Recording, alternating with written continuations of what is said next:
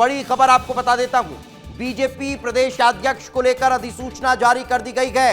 ये बड़ी जानकारी भोपाल से इस वक्त की बड़ी खबर आपको बता रहा हूं।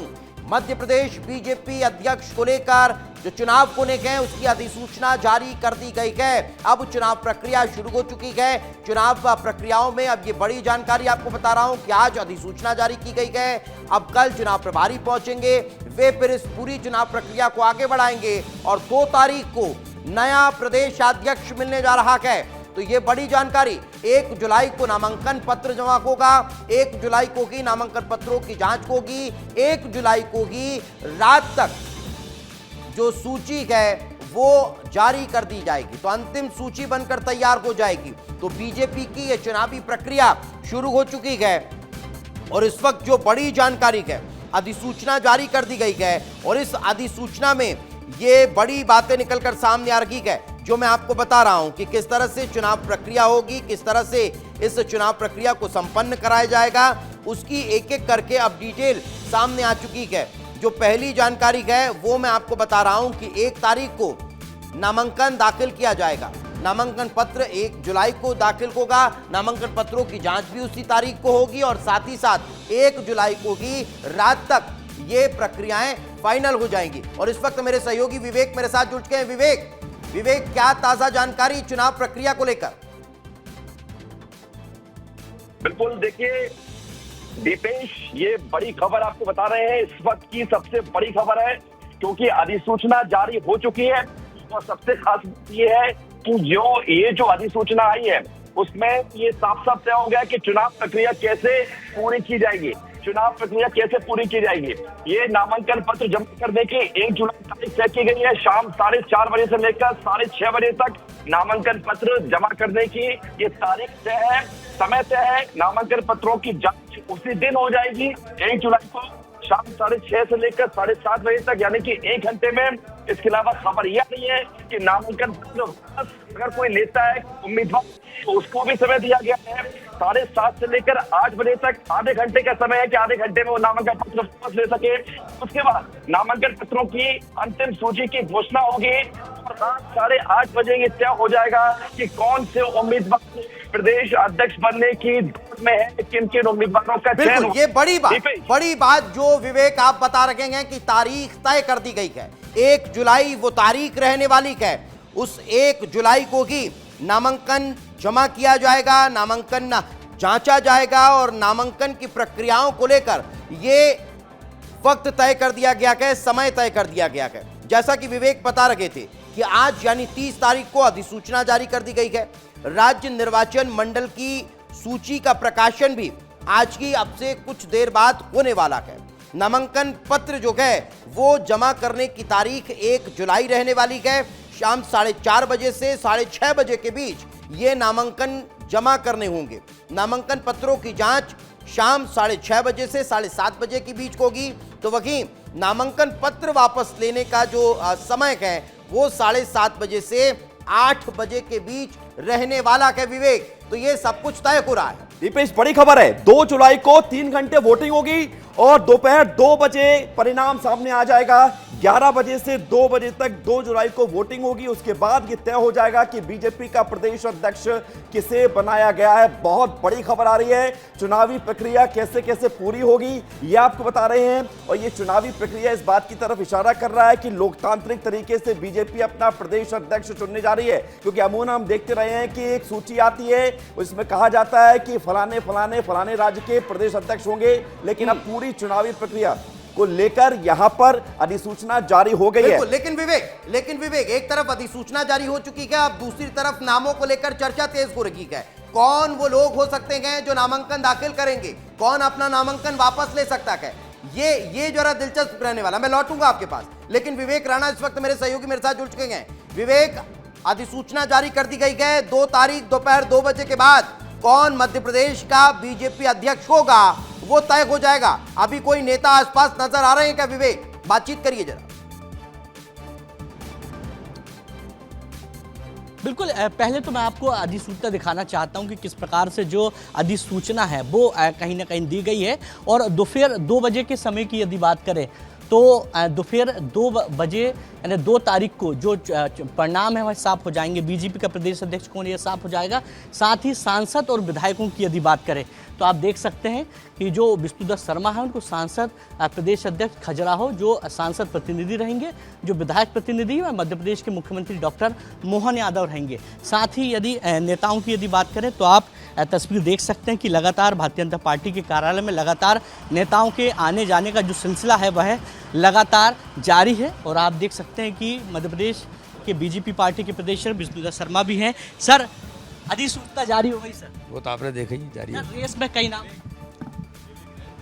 बिल्कुल, तो आप देख सकते हैं कि बीजेपी के प्रदेश अध्यक्ष विष्णुदत्त शर्मा जिनका कहना है कि अधिसूचना जारी हो गई है, बस अब बहुत कम समय बचा है। हमारे साथ आशीष अग्रवाल मौजूद हैं, बीजेपी के मीडिया प्रभारी, उनसे भी बात करते हैं। सर, अधिसूचना जारी हो गई है और तमाम कैटेगरी भी रखी गई है। देखिए, भाजपा की संगठन पर्व की संगठनात्मक प्रक्रिया आगे बढ़ गई है और हमारे माननीय चुनाव अधिकारी ने आने वाले 3 दिवस के सभी जो कार्यक्रम है वो सबके जारी कर दिए और बहुत जल्दी संगठन पर्व ये जो प्रदेश अध्यक्ष का था वो भी निर्वाचन प्रक्रिया पूर्णता की ओर बढ़ जाएगी। बिल्कुल, जो चुनाव पदाधिकारी हैं विवेक, उनसे आपको बात करेंगे। सर, अधिसूचना जारी हो गई है, क्या क्रम है, किस प्रकार से? 379 मतदाता सूची है, इनमें जिले से चुन करके वो आए हैं वो लोग हैं और जो सांसद और विधायकों के जो प्रतिनिधि के रूप में है वो हैं। अधिसूचना जारी हुई है। नामांकन पत्र कल 4:30 बजे से 6 बजे तक जमा होंगे। नामांकन पत्रों की जांच कल ही शाम 6:30 से 7:30 तक होगी। उसके बाद नामांकन पत्र वापसी लेने का समय 7:30 बजे से शाम 8 बजे तक रहेगा और अंतिम घोषणा जो होगी नामांकन पत्रों की जो उम्मीदवार होंगे वो रात्रि 8:30 बजे हम लोग जारी कर देंगे। उसके बाद चुनाव का समय 2 तारीख को प्रातः 11 से 2 बजे तक रखा गया है और 2 बजे के बाद परिणाम की घोषणा होगी। बिल्कुल, तो दूसरी तस्वीर यहाँ दिखाऊंगा कि अधिसूचना जारी होने के बाद प्रदेश भाजपा कार्यालय में जो तैयारी है वह तेज हो गई। किस प्रकार से जो तैयारी है वह की जा रही है, मैं आपको तस्वीर दिखा रहा हूँ कि बरसात का समय है और बारिश के मौसम के चलते जो चुनाव है भारतीय जनता पार्टी का वो प्रभावित ना हो, जिसके लिए वाटर प्रूफ जो टेंट है वह लगाए जा रहे हैं। क्योंकि जिस प्रकार से अधिसूचना जारी हुई है और सूचना जारी होने के बाद मध्य प्रदेश के मुख्यमंत्री डॉक्टर मोहन यादव को जो विधायक है उनका प्रतिनिधि बनाया है और भारतीय जनता पार्टी के अभी वर्तमान के जो प्रदेश अध्यक्ष है, जो सांसद हैं विष्णुदत्त शर्मा, उनको सांसद का प्रतिनिधि बनाया। यानी बिल्कुल मैं रोकना चाहूंगा और इस वक्त एक और बड़ी जानकारी, 2 जुलाई को बीजेपी को नया प्रदेशाध्यक्ष मिलने जा रहा है। इस वक्त ये बड़ी खबर आपको बता रहा हूं, 2 जुलाई को 2 बजे बीजेपी को नया प्रदेशाध्यक्ष मिल जाएगा। तो ये जो अधिसूचना जारी हुई है उस अधिसूचना में ये तय कर दिया गया है कि 2 जुलाई को दोपहर 2 बजे के बाद नाम का ऐलान कर दिया जाएगा। मतदान होगा, फिर मतगणना होगी और उसके बाद 2 जुलाई को ये ऐलान होने वाला है। तो ब्रजेश जी हमारे साथ जुड़ चुके हैं, ग्रुप एडिटर ब्रजेश राजपूत जी हमारे साथ जुड़े हुए हैं, उन्हीं से बातचीत करते हैं। ब्रजेश जी, जो अधिसूचना जारी की गई है, जो प्रक्रियाएं यहां पर नजर आ रही है, क्या इसी आधार पर चुनाव संपन्न होगा या सर्वसम्मति से अध्यक्ष चुन लिया जाएगा? देखिए, अभी तो ये सिर्फ चुनाव का कार्यक्रम जारी किया गया है, इस पर अभी कुछ भी सोचना बहुत जल्दबाजी होगी।